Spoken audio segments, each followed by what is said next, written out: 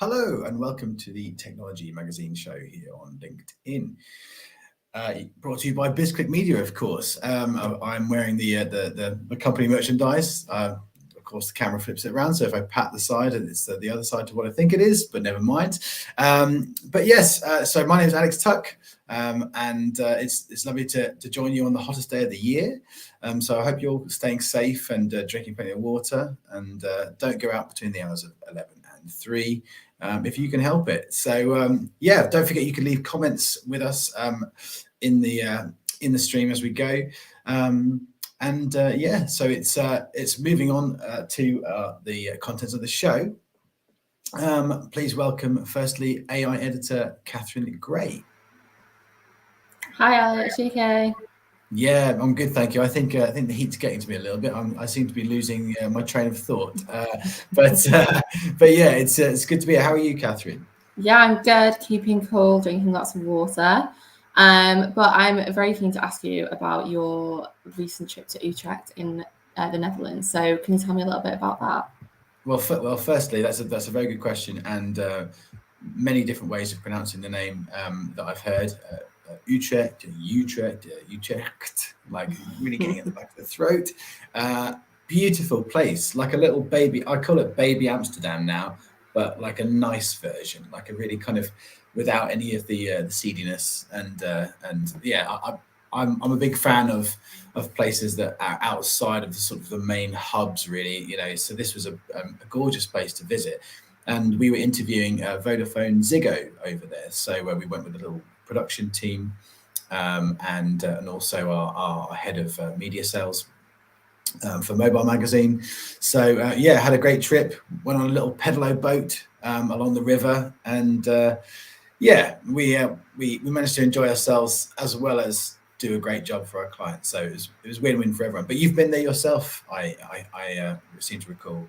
Yes, I went around my 21st birthday. Had a friend studying there. I absolutely love it. So I was very jealous when I saw you were there. Like you said, it's just a beautiful, beautiful place. So I'm sure you had a great time.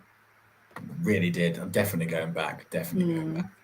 It's overtaken Amsterdam in my estimation for sure, and loads of amazing. It's interesting the sort of how the old town sort of blended with all this modern architecture as well. So quite a sort of vibrant student city. That's really interesting, and very lucky to get the privilege to visit these kind of places. Working for BizClik, obviously we have a global client base, and these are some of the benefits of going to see them and filming on location. So. Yeah. Yeah, it's great to be here again. Basically, we're going to be looking at some of the latest news coming out of Technology Magazine and also AI Magazine today, and mainly from the Technology July issue. So we're going to be focusing on an article around the Valuable 500. Which is the world's biggest movement for disability inclusion, which includes 500 of the world's top CEOs. So that was a really great piece to write. So I look forward to talking about that. We explore digital transformation specialist Kanos and their work with the NHS app. I'm sure that you downloaded the NHS app yourself, did you, Catherine? I did. I think I'd be in a minority if I hadn't. I think I've still got it actually.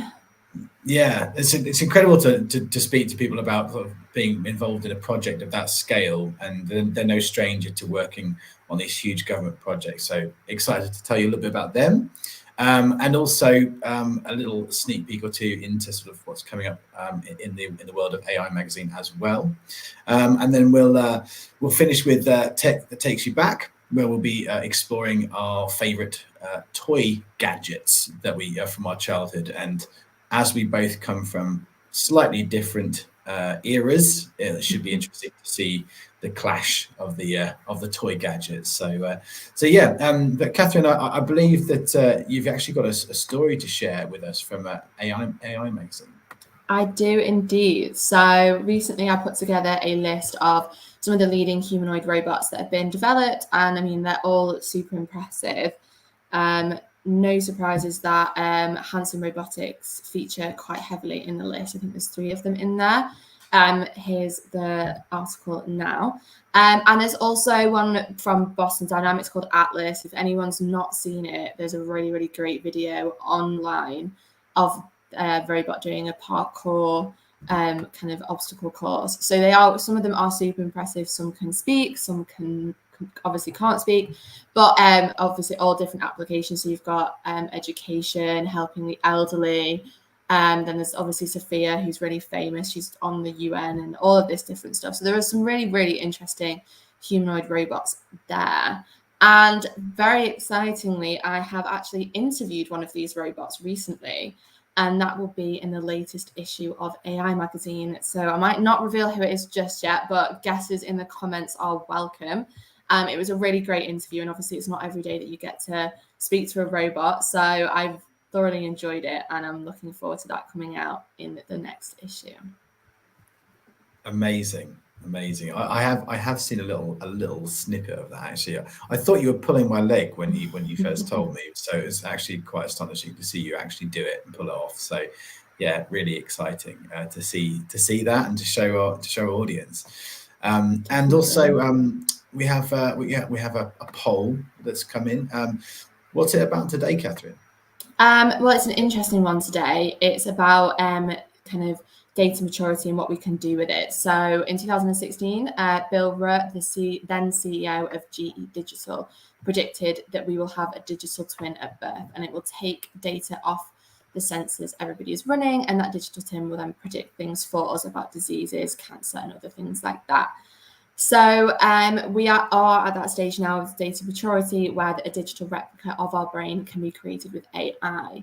And we just kind of wanted to see how our audiences felt about that. So the question is, does that thought frighten you, excite you, make you curious, or make you angry? So it's interesting to see, because I think a lot of people have different conceptions and different feelings around kind of what tech can do, especially when it comes to us personally. Like I think we've spoken about kind of the replicas of people who have passed away. So it's interesting to see where this will take people. I would hope curious, but I think a lot of people might be frightened.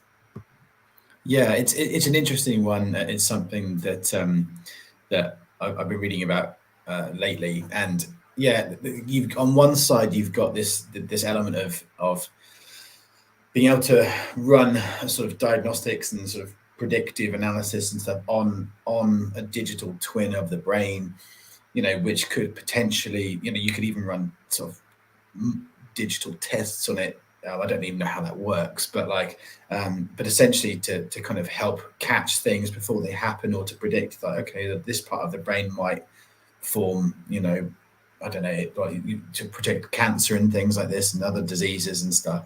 So the potential for it's incredible, but equally, it's a strange notion to think of what will happen if something. It's almost like your conscience. It was not really your conscience, but something could potentially exist after your death. And I don't know whether I've just been watching too much Westworld recently, where like the guests or the hosts, within the imaginary theme park die all the time and come back to life, but they've kind of got this sort of, this conscience that keeps on going and almost remembers things.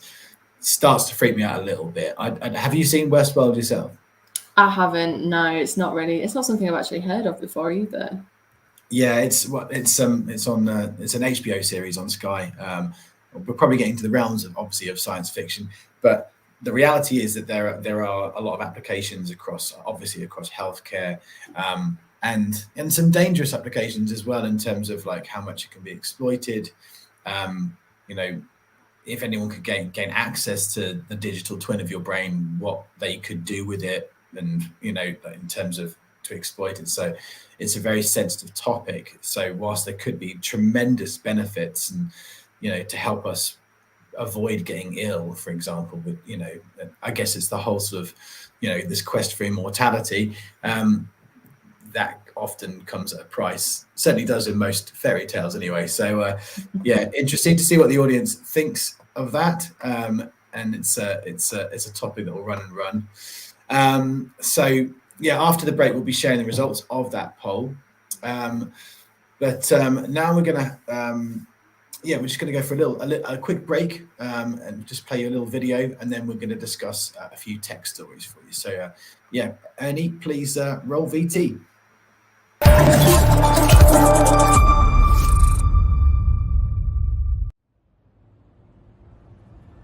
AIOps.D mission is to deliver autonomous business process assets to achieve highly intelligent and resilient business operations. I'm Jack Bandla, Chief Technology Officer, Innovation and Asset Leader, also leading AIOps.D business. AIOps.D takes it to a whole new level with a microservices framework to create end-to-end autonomous processes, not by focusing on one step within a process. AIOps.D is a first of its kind subscription business platform that focuses on 4 foundational pillars. Number 1 is autonomous business operations. Number 2, make transactions touchless. Number 3, ecosystem orchestration across a number of enterprise applications within an organization. Number 4, human-centered design. This will help organizations improve accuracy, improve productivity, ultimately less humans focused on day-to-day operations. AIOps.D platform also make transactions real-time, and ultimately the decision and action are converging together.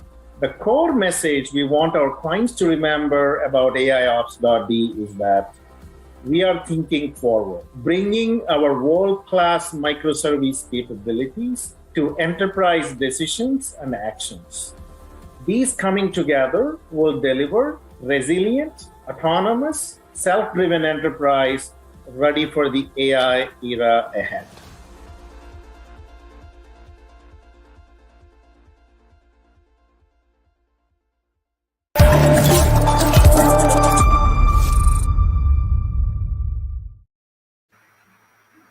Hello and welcome back. I hope you enjoyed that video. Deloitte, a familiar partner of BizClik, and we work with them a lot in terms of sponsoring a lot of our reports and stuff. So they always have amazing insights. So yeah, great to hear from them. Now, moving on, we're going to be talking now about a few tech stories from the latest July issue. So first up, we have Kainos, I believe. If we can just get this up on screen. Oh, sorry, Valuable 500, my mistake. I am not following the order as I should. So yes, this story is, I'm very grateful to the people at Valuable 500 for helping make this a reality. Really, really interesting to explore the disability inclusion sort of crisis, really, in terms of when you really look at the numbers, it's quite shocking to see how much of an issue this is. I think a lot of businesses usually need guidance with this kind of thing in terms of like best practices and sort of, you know, because I think I'm seeing from a lot of people I interview that there is a desire to change, but often, you know, not quite knowing the right ways to do it. So this is 500 of some of the biggest CEOs in the world, the largest group of which come from the technology sector. So, you know, there's people from the likes of Sony that have contributed, and Apple are involved. So a really interesting piece. So definitely worth checking out in the magazine if you can. Yeah, moving on to our second link, please, which is at the Kainos profile. We have Kainos were our cover stars for July. So we talked to Russell Sloan at Kainos, and they've done some amazing stuff in the sort of public arena. They're the go-to people really for major digital transformation projects. I'm not sure whether we've got a link to pull up here, have we at all, for the Kainos one? But here we go. So this is what our digital reports look like. If you haven't seen them before, yeah, they're nicely packaged up as their own sort of standalone pieces, as well as appearing in the magazine too. If we can just flick through a couple of pages, we can see the sort of standard of the stuff that we produce at BizClik. And really, the whole point of this is to tell the stories that aren't really being sort of widely known. I think Kainos, like many specialists, digital transformation specialists, they don't like to brag too much, but they probably should do with some of the stuff that they have been involved in, in relation to working, in particular, with the UK government. They're Belfast based, but they've done some incredible work with the NHS app, and these are mission critical projects that affect us all. I mean, both Catherine and I would have downloaded it. I'm sure you did at home too. And these things have to work, and obviously we rely on those apps. I wouldn't say that everything was always totally reliable at the start, but that's why I think these guys are brought in to sort that out and to guide it through and to make it work, and to keep evolving it too. So yeah, a really interesting project, working with them. And recommend you check them out. As I say, they're the cover stars for July. They also spoke about trustworthy AI as well at our recent tech event, which is a major topic that everyone's talking about. And I know, obviously, Catherine, you know a little bit about trustworthy AI, right? In terms of that as an issue. Yeah, definitely. I think there's a lot of things with ethics that surrounds it, which is, so this kind of brings us back to the poll that we were discussing. I think there's a lot of ethical issues around trustworthy AI, and it's something that's definitely, I think the ethics and the regulation is something that needs to be ironed out for people to have a little more confidence.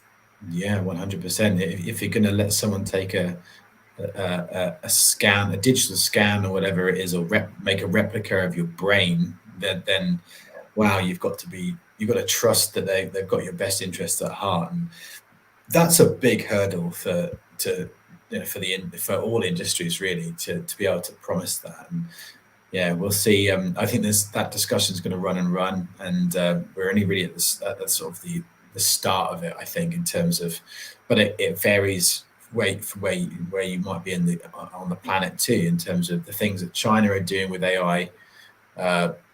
Quite advanced, and of course, that they're not affected by the EU regulations and things like that, or US regulations. So yeah, in terms of how people operate in different parts of the world, you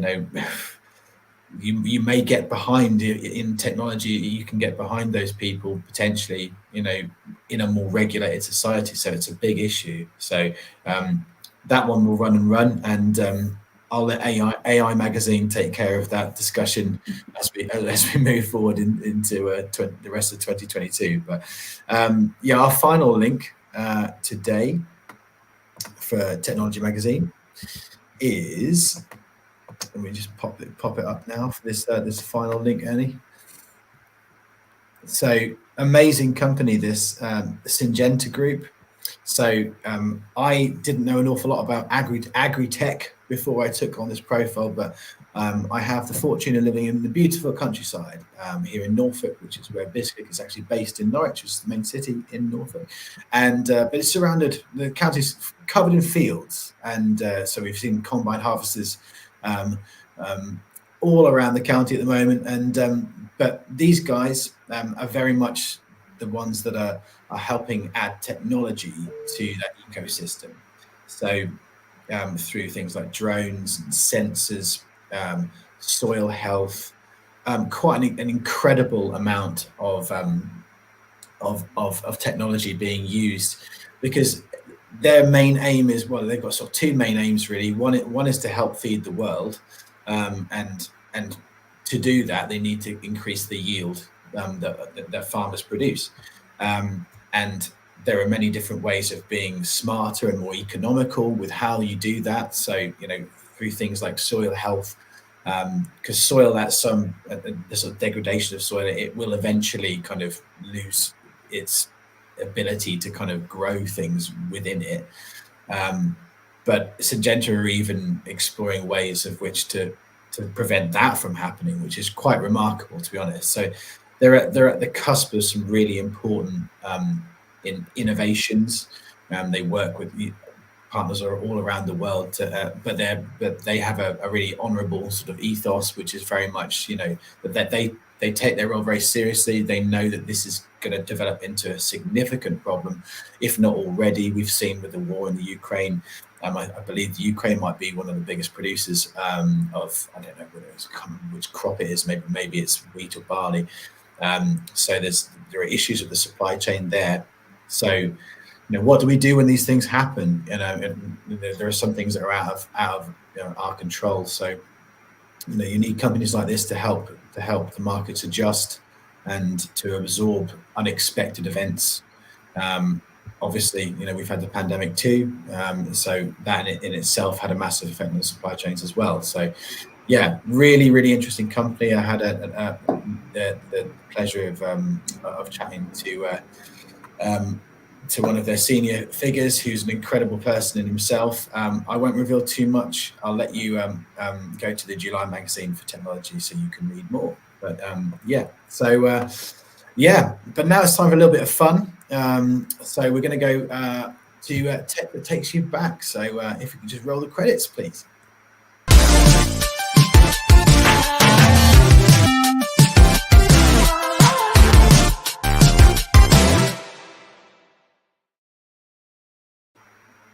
Right. So again, obviously, if you haven't seen the format of this, normally we would have a host, and then Catherine and I battle against each other to see who can outdo each other. But now we're having a more democratic and sort of nicer it's more like a show and tell. So we're going to go back into the sort of our childhood years again, where I find the most sort of iconic, quirky tech exists. And the theme of the day is toy gadgets. So I know I've sort of sprung this on you, Catherine, but I'm going to let you go first. Ladies first. What's your effort today? So just before we go into what I was going to, what I have brought, if anyone is an avid technology live show listener, they will know that one of my first tech that takes you back was a Tamagotchi, which would have been my choice for toys. Tamagotchi for me is the ultimate nostalgic technology-based toy. So I was trying to think of something else. So if any could play the video. I remember winning one of these at my school fair, and it is a plug-in dance mat. So I think it plugs in via USB, and you can plug it into pretty much anything on your telly that had USB, a PlayStation, a DVD player, and it is probably one of the most laggy games I've ever remember playing, and it's the dance mat. But yeah, I won it at my school fair, and I remember thinking it's just the coolest thing ever. And these dance mats, I think, because it was, you know, when you could go into the arcades and play them, they were very similar to that, but you could have it at home.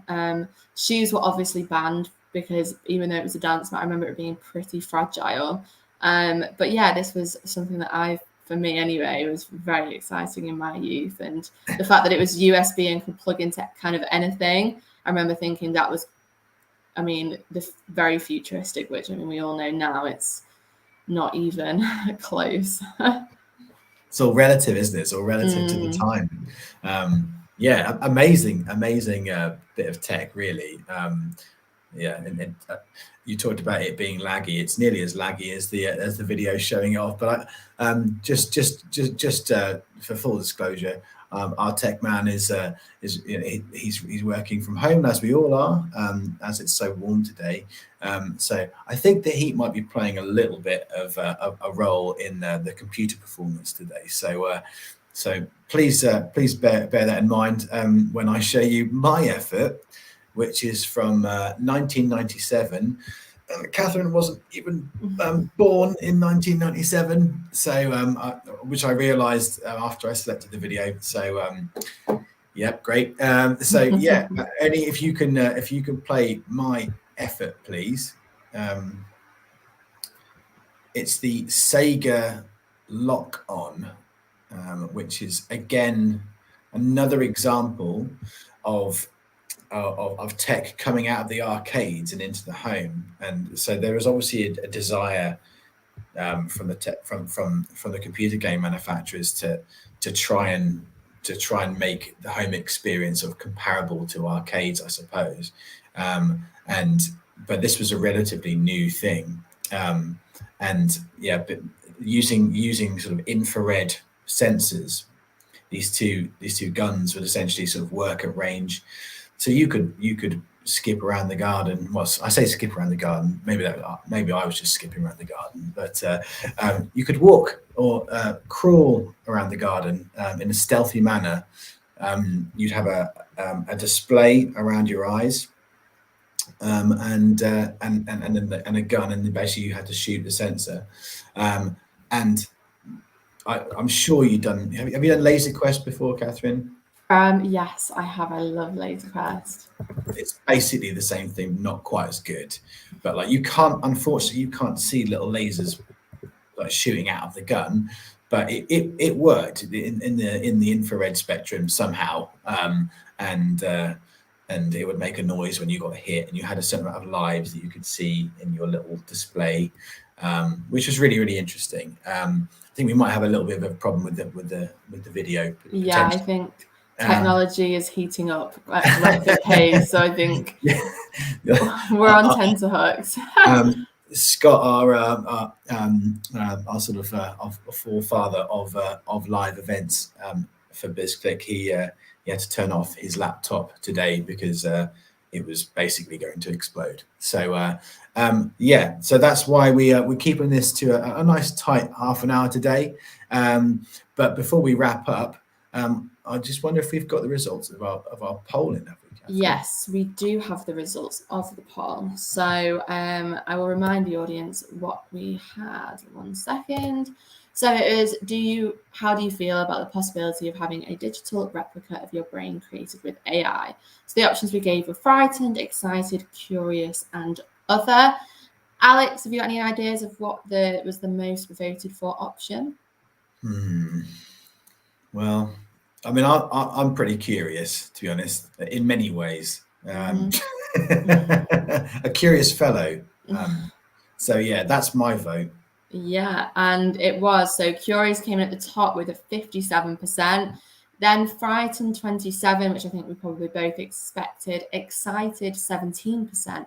And nobody voted for other. So it's a bunch of frightened, excited, or curious people tuning in today. But yeah, I think that's a good thing in itself. I think it's better to have more curious people than frightened. Yes, absolutely. It's a key trait for all viewers of the Technology LinkedIn show. So and us too. So well, thank you very much. That's amazing. I'm glad that we remembered to do the poll results this week. Well done, us. Yeah, if you'd like to pick up any BizClik t-shirts, you can go online. I'm only joking. The only way you can pick up one of these is by joining BizClik, and you get it in your little starter pack. So they're very exclusive. So well, for Catherine, thank you so much for all your help. I hope you have and stay safe, everyone. Keep drinking that water, and enjoy the rest of the hot weather. But keep in the shade just for a little bit.